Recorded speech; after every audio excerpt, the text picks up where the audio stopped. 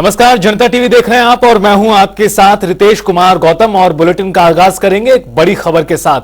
बड़ी और अहम जानकारी से आपको रूबरू करा दें जिस बीच सामने आ रही है। ज्ञानवापी विवाद से जुड़ी बड़ी खबर आपको बता रहे हैं। एएसआई की गोपनीय रिपोर्ट पर फैसला जिला अदालत का आ चुका है। पक्षकारों को मिलेगी एएसआई की रिपोर्ट। ज्ञानवापी विवाद पर इस वक्त की बड़ी खबर आपको बता रहे हैं। करीब 100 दिनों तक एएसआई का सर्वे हुआ था और उसकी रिपोर्ट दरअसल सील बंद लिफाफे में जिला अदालत में दाखिल की गई थी। हालांकि उसको लेकर आज महत्वपूर्ण सुनवाई के बाद फैसला सुनाते हुए कोर्ट ने साफ कर दिया है कि दोनों पक्षों को हार्ड कॉपी इस रिपोर्ट की सौंपी जाएगी।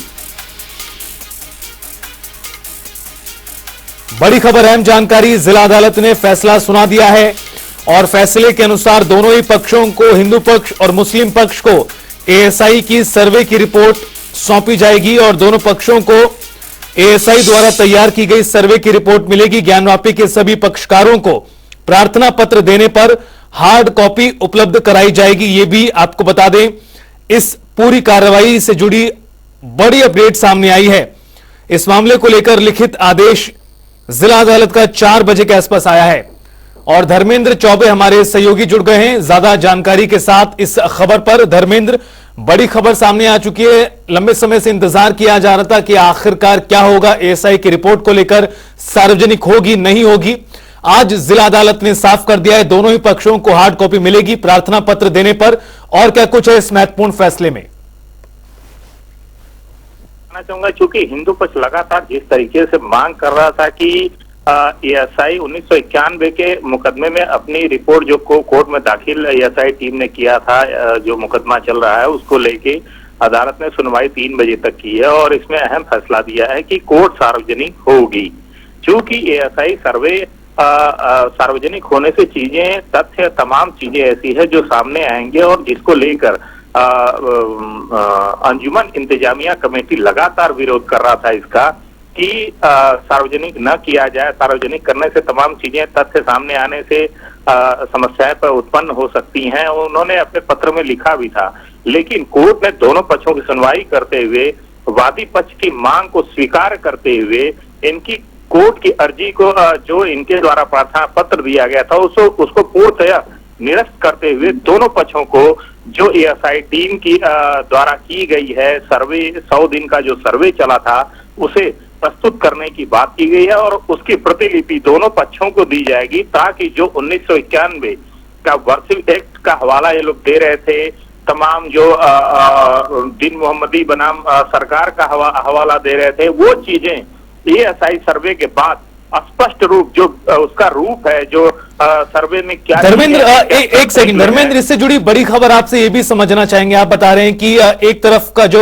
प्रार्थना पत्र था उसको खारिज कर दिया, निरस्त कर दिया है। क्या इसका अर्थ ये भी निकाला जाएगा कि अगर दोनों ही पक्षों को हार्ड कॉपी दी जाएगी तो क्या ये सार्वजनिक होगी? क्या सबके सामने आ पाएगा कि एएसआई की रिपोर्ट में क्या है, या फिर ये भी अभी दोनों ही पक्षों को अपने अपने तक गोपनीय रखना होगा? देखिए, फिलहाल में कोर्ट ने अभी ये स्पष्ट नहीं किया है रितेश। स्पष्टता तो हुई गई है कि अगर कोर्ट की रिपोर्ट दोनों पक्षों को मिलती है तो एक तरह से वो सार्वजनिक ही मानी जाएगी, क्योंकि जो भी रिपोर्टें सबमिट की जाती हैं वादी पक्ष या प्रतिवादी पक्ष को, तो वो एक तरह से सार्वजनिक ही माना जाता है न्यायालय के अकॉर्डिंग टू प्रोसीडिंग टू न्यायालय। तो जो कहा जाता है, जो कोर्ट का स्पष्ट निर्देश है कि दोनों पक्षों को कॉपी दी जाए, तो इससे तो कहीं न कहीं रास्ता स्पष्ट हो गया कि ये रिपोर्ट सार्वजनिक होगी।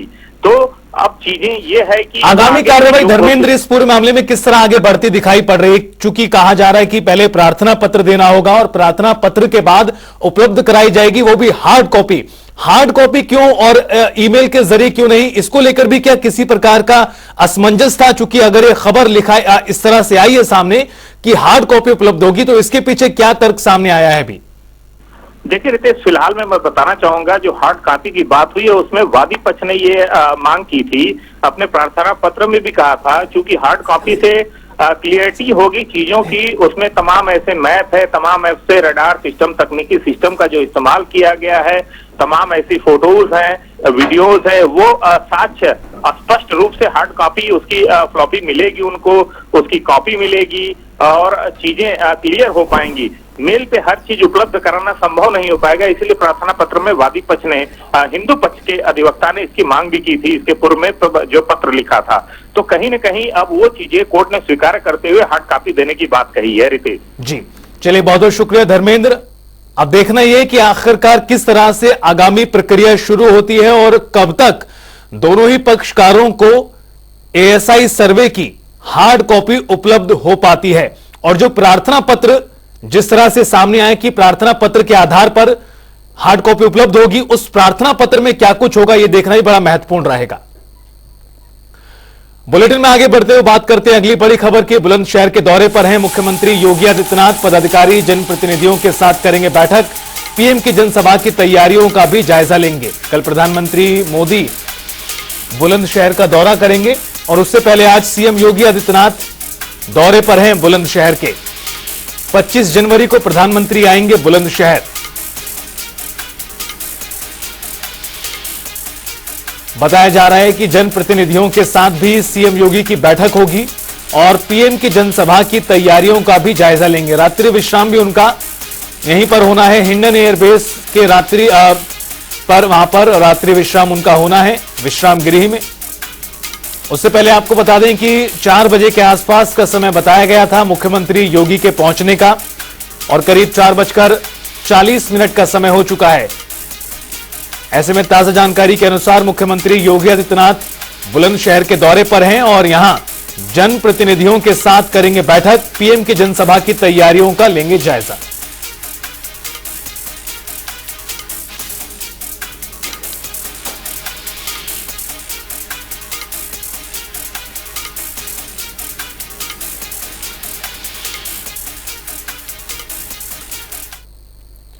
अयोध्या में राम मंदिर के बाद अब उत्तर प्रदेश के लिए आज 24 जनवरी का दिन भी काफी गौरव का दिन है। आज यूपी दिवस 75वां स्थापना दिवस मना रहा है और आपको बता दें कि इस मौके पर लखनऊ में मुख्यमंत्री योगी ने यूपी दिवस कार्यक्रम का शुभारंभ किया। साथ ही उत्तर प्रदेश गौरव सम्मान 2023-24 को भी बांटा और ओडीओपी उत्पादों की ई मार्केटिंग के लिए ओडीओपी मार्ट पोर्टल भी लॉन्च किया।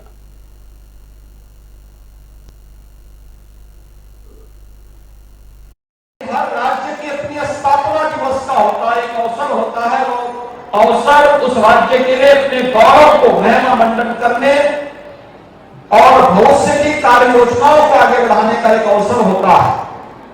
और उत्तर प्रदेश अपने स्थापना दिवस के कार्यक्रम को आयोजित करके प्रयासों को आगे बढ़ाता है तो अच्छा होगा।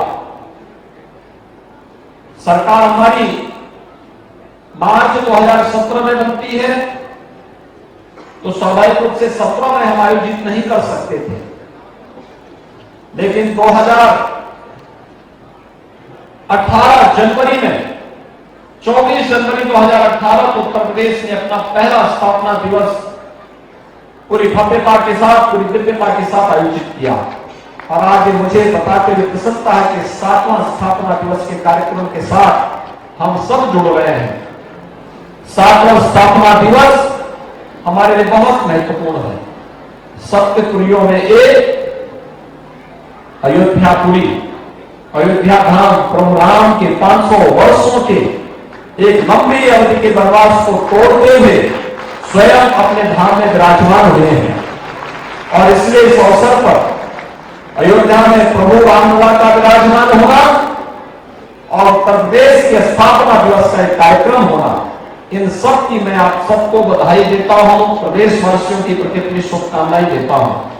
आज बहुत ही सौभाग्य का विषय है कि आदरणीय मुख्यमंत्री के नेतृत्व में जिस तरीके से उत्तर प्रदेश निरंतरता के साथ 2017 से लेकर लगातार प्रदेश को हर दृष्टिकोण से हर क्षेत्र में नई नई ऊंचाइयों को ले जाने का हम सब लोगों का सपना साकार करने का काम किया जा रहा है।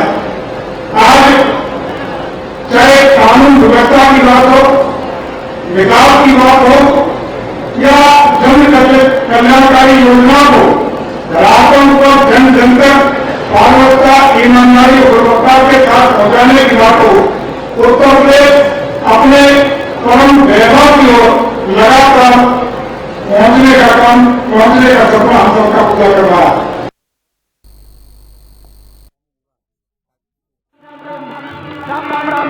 जय जय राम जय जय राम जय जय राम जय जय राम जय जय राम जय जय राम जय जय राम जय जय राम राम जय जय राम जय जय राम जय जय राम जय जय राम जय जय राम जय जय राम जय जय मोरे राम लला। अयोध्या में आस्था का सैलाब उमड़ पड़ा है। भक्तों की भारी भीड़ को देखते हुए सुरक्षा के पुख्ता इंतजाम है। भक्तों की भीड़ को नियंत्रित करने के लिए अयोध्या में 1000 रैपिड एक्शन फोर्स के जवानों को तैनात किया गया। रामपथ पर दूसरे दिन भी सुबह से भक्तों की भीड़ उमड़ रही है। हर कोई रामलला के दर्शन को आतुर है। प्रभु राम से यही कहूंगा कि जैसे आपका घर बना ऐसे ही हिंदुस्तान का हर एक तीर्थ स्थल बने।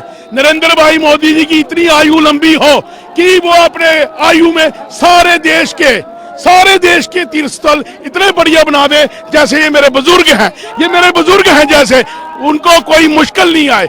और मैं एक बात साथ में कहना चाहता हूं कि जैसे ये दर्शन बंद कर देते हैं, सुबह 4 बजे दर्शन खुलने चाहिए। मैं इससे ज्यादा कुछ नहीं बोलूंगा। नरेंद्र मोदी भाई जिंदाबाद जिंदाबाद। बहुत लंबी लाइनें लगी हैं। मैं आपको बताऊं, मैं एक दुकानदार हूं। मैं वहां लाइव प्रसारण लगाया था एलईडी, मैंने मोदी जी का पूरा प्रसारण दिखा रहा था। अंदर से आवाज आई, बेटा आ जा, रामलला के दर्शन करने आ गया। बहुत आनंदमय लग रहा है, ऐसे मानो कि ये कुंभ से बड़ा है। बहुत बड़ा तीर्थ बना दिया है। जय हिंद, जय भारत, जय श्री राम। हम लोग 10 तारीख से यहाँ पे आए हुए हैं और आज रात को हम 2 बजे यहाँ पे लाइन में लग गए थे। प्राण प्रतिष्ठा में भी हम लोग गए थे और हमारा पूरा एक ग्रुप है, 55 आदमी हम आए हुए हैं और हम 55 आदमी सुबह 2 बजे से यहाँ पे लाइन में लगे हुए हैं। ठंड का क्या मतलब है जी? प्रभु जी का इतना आशीर्वाद है, ठंड का कोई मतलब नहीं है जी। जय श्री राम जय श्री राम। ये जोश जो है ये ठंड को खत्म कर देता है जी। जब आप भी इस लाइन में लगोगे और जय श्री राम के नारे लगाओगे, आपका भी जोश, ठंड खत्म। सर इस जन्म में बस एक ही इच्छा है कि प्रभु श्री राम जी के साक्षात दर्शन हो जाए। सब कुछ, उससे कुछ भी बड़ा नहीं है जी। ये अभी तो हमने 3 दिन से ना लाइन चल रहा है। अभी हमने कल भी दर्शन मिले प्रभु को, तो हम दर्शन किए, बहुत मन भर गया। फिर आज भी कर रहे हैं, ऐसा मतलब आंख भरा आ रहा है, इतना अच्छा लग रहा है हमको। तो इसके लिए हम लोग ना 2 जन बाइक से आए हैं, मतलब उड़ीसा से। तो भगवान का फिर से मतलब मन कर रहा है कि दर्शन करने के लिए। अयोध्या में अपने आराध्य प्रभु श्री राम की एक झलक पाने को भक्तगण काफी उत्साहित हैं।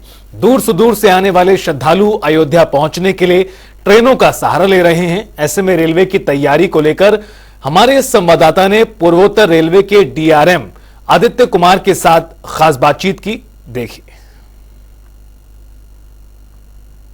देश भर में जब से प्रभु श्री राम की प्राण प्रतिष्ठा हुई है, उसके बाद कई राज्यों से स्पेशल ट्रेनें, आस्था स्पेशल ट्रेनें चलने जा रही हैं, जो लोग अयोध्या आकर प्रभु राम के दर्शन करना चाहते हैं।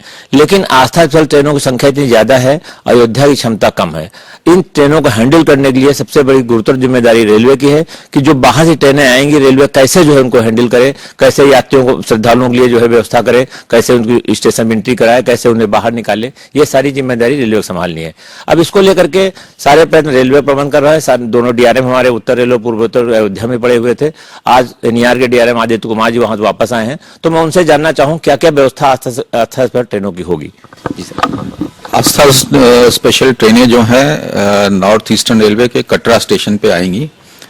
तो ये करीब पूरे 1 महीने के अंदर 50 ट्रेनें आने वाली हैं लगभग। और ये मुख्यतः बिहार, बंगाल एवं नॉर्थ ईस्टर्न राज्य जैसे असम, अरुणाचल वगैरह से आएंगी और कटरा पे आएंगी और कटरा से ही ये अगले दिन उन्हीं यात्रियों को लेके वापस जाएंगी। तो यात्रियों के अच्छे सुगम आगमन एवं प्रस्थान के लिए हमने पूरी कटरा स्टेशन पे इंतजाम कर रखे हैं। उनको टॉयलेट की सुविधा, पानी की सुविधा, खान पान की सुविधा में कोई परेशानी ना हो। एक्स्ट्रा टॉयलेट्स बनाए गए हैं, उनके लिए अलग से होल्डिंग एरिया बनाए गए हैं, जहाँ पे अगर उनको बस से जाने में थोड़ा समय लगे, करीब आधे घंटे 1 घंटे का अगर उनको स्टेशन पे इंतज़ार करना पड़े तो उसके लिए अलग होल्डिंग एरिया है जहाँ पे वो बैठ के आराम कर सकें। मेडिकल व्यवस्था भी हमने की हुई है, किसी को अगर असिस्टेंस चाहिए हो तो डॉक्टर, फार्मासिस्ट, नर्सेस सब वहाँ पे अवेलेबल है। कुल मिला के जो भी संभव है, जो भी एक अच्छा उनको एक अनुभव मिले, ऐसी हमारी पूरी कोशिश रहेगी। सर, कटरा स्टेशन आपका छोटा स्टेशन था और उसको अब विकसित करने के लिए रेलवे ने क्या क्या किया है? कटरा स्टेशन आपने जैसा सही कहा, बहुत ही छोटा स्टेशन था, पर ये अयोध्या से चूंकि बहुत पास है, करीब 8-9 किलोमीटर ही दूर है, तो हमें ऐसा अंदेशा था कि जब ये प्राण प्रतिष्ठा होगी और यात्रियों का जब आगमन बढ़ेगा तो इस स्टेशन को भी हम अगर विकसित कर लें तो अयोध्या या अयोध्या कांड जो मेन स्टेशन है उनका भार कम होगा। तो इसी के दृष्टिगत हमने इसको करीब 2-3 महीने पहले से माह अक्टूबर से इस पे कार्य शुरू किया और करीब पिछले 3 माह में इसमें बहुत ही जबरदस्त हमने काम कराया, जिसमें करीब 20 नए टॉयलेट ब्लॉक बनाए, प्लेटफॉर्म का जो एरिया था उसको और अच्छा कराया, यात्रियों को प्लेटफॉर्म पे बैठने के लिए वहाँ पे कई स्टैंड बनाए हमने जहाँ पे वो बैठ सकें, इसको लो कॉस्ट पीपी शेल्टर कहते हैं। उसके अलावा सर्कुलेटिंग एरिया में हमने को चौड़ा किया, रोड नहीं थी वहाँ पे, अप्रोच रोड, उसको हमने पूरा दामनीकरण कराया। तो कुल मिला के बहुत मतलब ये सब काम कराने से एक स्टेशन का जो लुक था वो पूरा ही बदल गया और जो कटरा निवासी हैं, जो गांव के आसपास के लोग जो रेगुलर यूज करते हैं स्टेशन को, वो भी इस जो परिवर्तन है इसको देख के रेलवे के शुक्रगुजार है, अचंभित हैं कि रेलवे ने ऐसा कायाकल्प कर दिया इतने छोटे समय में। एक आपका स्टेशन रामघाट स्टेशन भी है, हाल्ट है वहाँ का, उसकी क्या पोजीशन है सर? रामघाट हॉल्ट एक सिंगल लाइन की स्टेशन है, हॉल्ट स्टेशन है। वहाँ पे सिर्फ जो लोकल गाड़ियां हैं वही रुकती हैं, दूर से आने वाली मेल एक्सप्रेस ट्रेनें नहीं रुकती हैं। पर वहाँ भी हमने बहुत ही उसको भी हमने 2-3 महीने में पिछले काफी उसका परिवर्तन किया है। वहाँ एक हमने मल्टी फंक्शनल कॉम्प्लेक्स खोल दिया है जहाँ जिसमें कि रिटायरिंग रूम है, डॉर्मेट्री है, खाने पीने की व्यवस्था है। उस मल्टी फंक्शनल कॉम्प्लेक्स में एक नया पे एंड यूज टॉयलेट बनाया है। वहाँ भी प्लेटफॉर्म को, जो लो लेवल प्लेटफॉर्म था, हमने उसको हाई लेवल कर दिया, ट्रेन लेवल प्लेटफॉर्म कर दिया है। और वहाँ पे प्लेटफॉर्म पे पहले कोई शेड नहीं था, एक शेड भी हमने वहाँ बनाया है। प्लेटफॉर्म पे भी कई बेंचेस रखे हैं जिस पे आदमी बैठ सकें। पानी की व्यवस्था वहाँ पे प्लेटफॉर्म पे और नीचे सर्कुलेटिंग एरिया में भी कर रखी है। तो कुल मिला के एक हमने वहाँ परमानेंट शेल्टर बनाया है यात्रियों के लिए। अगर करीब 600-700 यात्री आराम से वहाँ पे बैठ सकते हैं। किसी को अगर चूंकि वो स्टेशन मंदिर से भी नज़दीक है काफ़ी, मेरे ख्याल से 1.5-2 किलोमीटर ही दूर है मंदिर से, तो अगर यात्रीगण चाहें तो वहाँ पे बैठ के आराम कर सकते हैं इससे पहले कि वो मंदिर में एंट्री ले। सर, एक सवाल मेरा हो रहा है कि वंदे भारत एक्सप्रेस अभी तक खाली चल रही थी, लेकिन अब क्या राम जन्मभूमि के जो है 5 प्रतिष्ठा के बाद जो है अब उस चीज से ठीक हुई थोड़ी इसकी? हाँ, अभी मतलब अभी तो कुछ उसका रूट में थोड़ा परिवर्तन किया है। नॉर्दर्न रेलवे के बाराबंकी एवं अयोध्या बाराबंकी रूट पे कुछ कार्य चल रहा था, पर उम्मीद है कि इसकी जो खाली चल रही थी वो किसी दिन खाली चलती है, किसी दिन पूरी भरी भी रहती है। एक दिशा में भर के जाती है, दूसरी दिशा में थोड़े कम पैसेंजर रहते हैं, ऐसी है उसकी। पर अब जब ये प्राण प्रतिष्ठान हो चुका है तो ऐसी उम्मीद है कि वो पूरी भर के ही चलेगी। Thank you.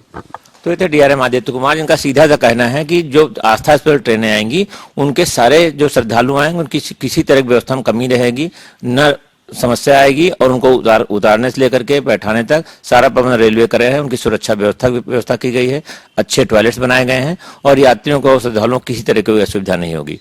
Camera person Riyadh के साथ TN मिश्रा, जनता TV, लखनऊ। तो वहीं केंद्र सरकार ने बीते दिन बड़ा ऐलान करते हुए बिहार के पूर्व मुख्यमंत्री कर्पूरी ठाकुर को मरणोपरांत भारत रत्न देने का ऐलान किया। इस मौके पर प्रधानमंत्री मोदी ने भी खुशी जाहिर की है। उन्होंने अपने सोशल मीडिया हैंडल पर लिखा है, उन्हें खुशी है कि भारत सरकार ने सामाजिक न्याय के प्रतीक महान जननायक कर्पूरी ठाकुर को भारत रत्न से सम्मानित करने का निर्णय किया है।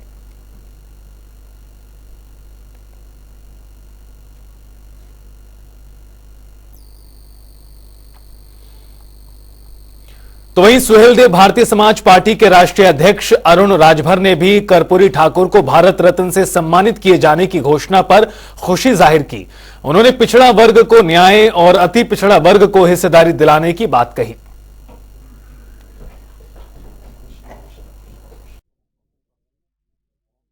बिहार के पूर्व मुख्यमंत्री जननायक कर्पूरी ठाकुर जी के 100वीं जयंती के अवसर पर भारत रत्न का ऐलान किया गया है। इसके लिए मैं माननीय प्रधानमंत्री जी को और देश के राष्ट्रपति महोदया को मैं धन्यवाद देना चाहता हूं कि उन्होंने वंचितों की लड़ाई लड़ने वाले, पिछड़ों और आदिवासियों को सशक्त करने की लड़ाई लड़ने वाले और उनके बेहतरी के लिए संघर्ष करने वाले जन जन के नेता और जननायक कर्पूरी ठाकुर जी को उन्होंने भारत रत्न देने का जो ऐलान किया है, इससे बिहार ही नहीं पूरे देश के अति पिछड़े वर्गों में, वंचित वर्गों में एक खुशी का माहौल दिख रहा है।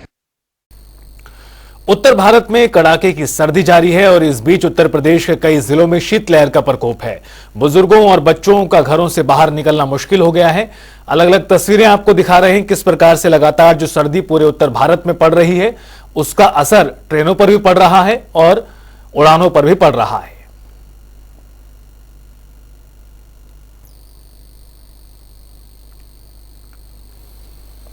इसी के साथ फिलहाल इस बुलेटिन में इतना ही। वक्त तो चला छोटे से ब्रेक का, फौरन हाजिर होंगे। आप देखते रहिए जनता टीवी।